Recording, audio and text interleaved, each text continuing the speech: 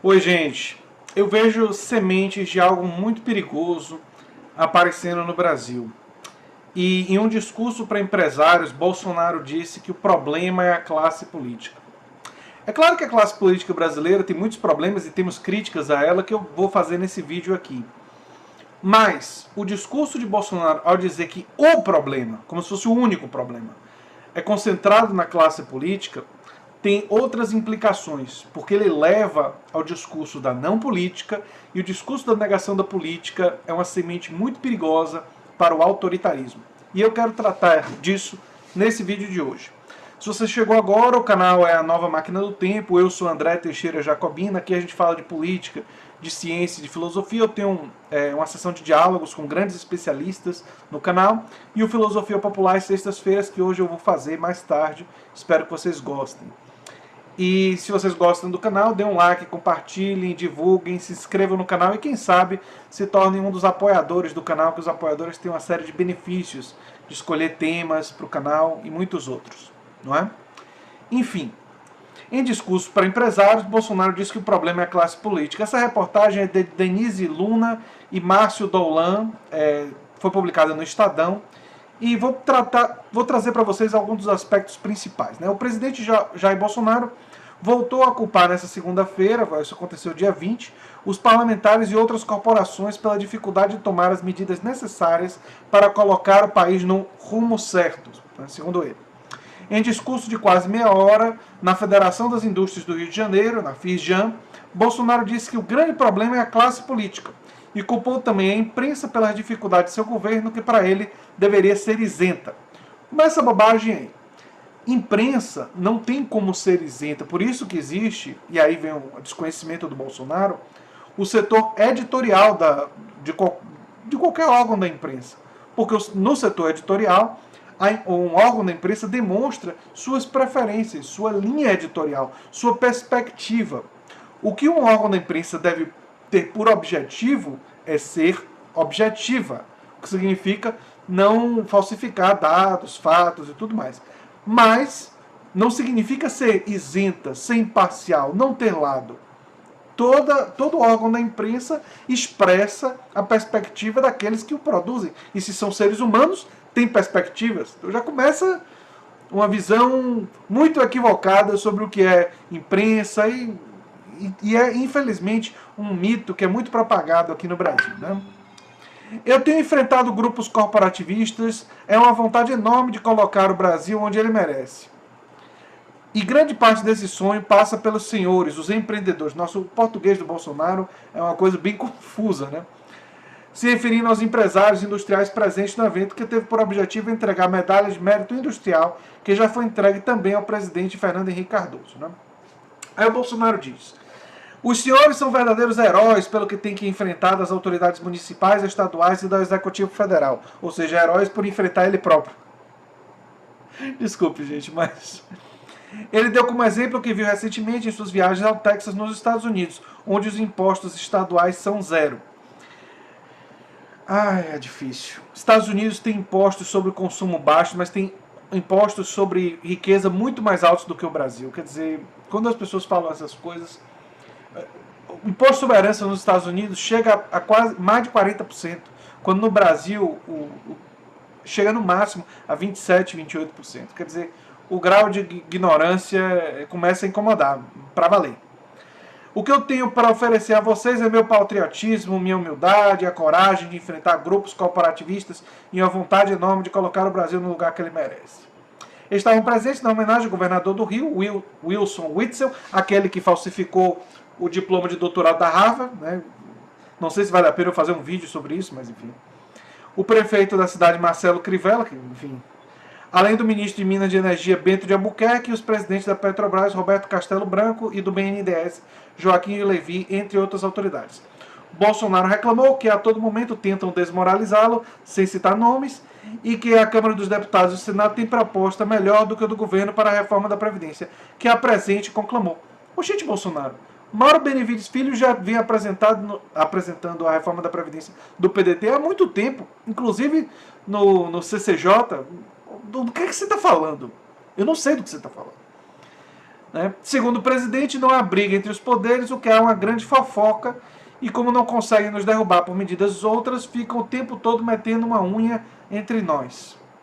Ele pediu aos convidados do evento, dividido entre empresários e parlamentares, que o ajudassem a acelerar o processo de votação da reforma da Previdência junto às bancadas do Estado no Congresso. Bem, claramente o governo Bolsonaro está ruindo, né? A gente já percebe que eles estão caindo em chamas, porque o dólar está lá em cima, porque a expectativa que eles tinham de apoio popular tem despencado. Toda nova pesquisa mostra o apoio popular ruindo. E aí eles começam com esse discurso de Brasil é ingovernável, o problema são as classes políticas, os problemas são as corporações. Sendo que quando ele fala corporações, ele está falando das organizações dos sindicatos, fundamentalmente essas corporações. Ele não está falando das corporações empresariais. Muitas delas apoiam o governo e são empecilho para uma série de reformas pró-povo. Sabe aquelas que ele não quer fazer? Tipo a reforma tributária progressiva, a reforma tributária que ele quer fazer, que o Guedes quer fazer, é uma reforma tributária ainda mais regressiva do que o Brasil já tem. Quer dizer, uma coisa... E vai afundar o Brasil numa crise terrível. Se a reforma tributária do Guedes fosse aprovada, a reforma tributária do Guedes, que já está sendo anunciada como uma próxima reforma, ela é uma reforma tributária que simplesmente joga o Brasil no buraco em termos de dívidas, porque ela reduz os impostos quase que linearmente, especialmente no topo, o que é um absurdo, porque o Brasil já tem impostos altos sobre o consumo, que atinge os pobres, e muito baixos sobre os mais ricos. Isso daí é um fato. Quer dizer, eu citei aqui nesse vídeo, imposto sobre a herança nos Estados Unidos são muito mais altos do que o Brasil. E lucros e dividendos, que tem gente que fica dizendo, André, por que sua obsessão com lucros e dividendos? Bem, todo mundo desenvolvido cobra imposto sobre lucros e dividendos. A exceção o Brasil e um paísinho pequenininho chamado Estônia. Isso deve ser um sinal de que nós estamos fazendo alguma coisa errada. Não que nós estamos certos. Não é? Porque o equilíbrio fiscal se dá de onde você cobra mais, onde você cobra menos. Eu defendo que a gente cobre menos em consumo e menos sobre a classe trabalhadora e os mais pobres, porque eles têm menos, e se eles tiverem mais dinheiro na mão, eles vão gastar, e isso aquece a economia, e cobra mais impostos em quem estoca a sua riqueza, que são os super ricos. Não estou falando nem dos milionários. Os milionários devem ser taxados, mas também tem que ter limites enquanto você taxa os milionários. Mas os bilionários você tem que taxar bastante, especialmente os marginal tax income, que é imposto marginal, que é você taxar mais sobre riqueza nova. Quer dizer, você tem uma progressividade na taxação. Como, aliás, o próprio Estados Unidos fez na década de 30 e na década de 40. Não por acaso o período mais bem sucedido de sua história. E assim como fazem todos os países que têm estado de bem-estar social. Quer dizer, não estou falando de nenhuma grande novidade, né? Se você for em todos os países que têm estado de bem-estar social, como Noruega, Dinamarca, Suécia, a própria França, a Alemanha, todos eles têm sistemas tributários progressivos. Alguns mais, outros menos. Da Suécia e da Dinamarca são muito mais progressivos. Da Finlândia, muito progressivo. Enfim. Mas vamos lá. Por que eu tenho medo desse discurso? Por que eu... Medo, não sei se é a palavra mais adequada, o receio desse discurso contra a política. Porque, para mim, ele está colocando as sementes de uma possibilidade de um estado de exceção. Significa que eu acho que vai ter esse estado de exceção? Não. Então eu vou começar a explicar isso. Eu acho que o governo e o seu movimento está suficientemente fragilizado para o mais provável ser que não haja o estado de exceção. Mas o interesse do grupo bolsonarista mais fiel é colocar toda a culpa no Congresso, colocar toda a culpa no STF, no Supremo Tribunal Federal, e encaminhar algum tipo de medida para endurecimento, para mais autoritarismo. E aí sim, o dia 26 começa a ficar muito importante para a gente compreender isso. Porque se for um fracasso e dia 30 as manifestações contra o governo forem muito maiores, fica claro que não tem viabilidade isso daí. Mas se houver uma quantidade muito significativa de pessoas no dia 26, grande mesmo, e eles se sentirem fortes, aí a quebra de braço continua. E o Brasil, que é um país, infelizmente, com muita instabilidade política, começa a ter uma possibilidade, embora não seja mais provável, de uma ruptura institucional. Então, esse discurso do Bolsonaro é como testar as águas. Você coloca, ou como eu falei de semente, você coloca e vê se cresce, vê se germina, vê se aparecem as árvores do que ele está plantando. Se aparecerem, há viabilidade. Se não aparecerem, eles pensam em outra estratégia, além do endurecimento.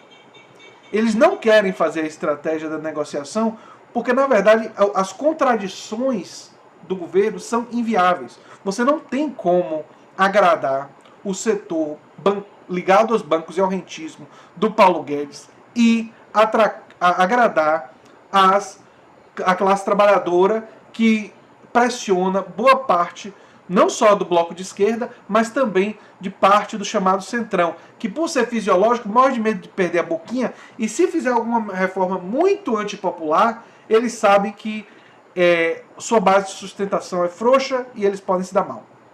Então, existe fundamentalmente essa tensão, e por isso que Bolsonaro está fazendo esse discurso, porque ele vê o governo dele naufragando.